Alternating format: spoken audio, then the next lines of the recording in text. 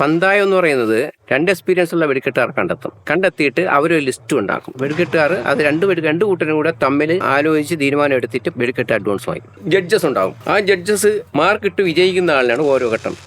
4 ഘട്ടങ്ങളാണ് ആയിട്ടാണ് വെടിക്കെട്ട് ഫിനിഷ് ചെയ്യുന്നത്.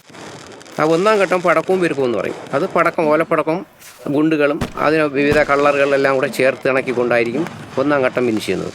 അത് കഴിഞ്ഞ് 2-ാം ഘട്ടം വരുന്നത് കലാശക്കോട്ടം എന്ന് പറയും. അത് ഈ ചെറിയ പൈപ്പുകളിൽ ഓരോന്നോരോന്നായിട്ട് മുകളിലോട്ട് പോയിട്ട് വിവിധ കളറായിട്ട് വരുന്നതാണ് കലാശക്കോട്ടം എന്ന് പറയും. അത് കഴിഞ്ഞ് അടുത്ത് 3-ാം ഘട്ടം വരുന്നത് ഇതുപോലെയുള്ള 4 ഇഞ്ച് മുതലുള്ള ബോളുകളിൽ പൊട്ടിക്കുന്നതാണ്. അങ്ങനെ ഈ ലിസ്റ്റും പ്രകാരം നമ്മൾ ആ ലിസ്റ്റിൽ 51 അമിട്ട് കത്തിച്ച് ഏറ്റവും നല്ല വെടിക്കെട്ടുകാരനെ ആ ജഡ്ജസ് തീരുമാനിക്കും. പിന്നെ അത് കഴിഞ്ഞ് ഈ 3-ാം ഘട്ടം കഴിഞ്ഞ് അടുത്ത 4-ാം ഘട്ടം ഈ വെടിക്കെട്ടുകാരുടെ ഇഷ്ടഘട്ടം, ആശാഘട്ടം എന്ന് പറഞ്ഞൊരു ഘട്ടമുണ്ട്. അത് നമുക്ക് എന്തൊക്കെ കൂടുതൽ ഐറ്റം വാരിയിട്ട് കത്തിക്കാൻ പറ്റും, അതിനൊരു പ്രൈസ് ഉണ്ട്. അങ്ങനെ ഈ 3-4 ഘട്ടങ്ങളായിട്ടാണ് വെടിക്കെട്ട് ഫിനിഷ് ചെയ്യുന്നത്.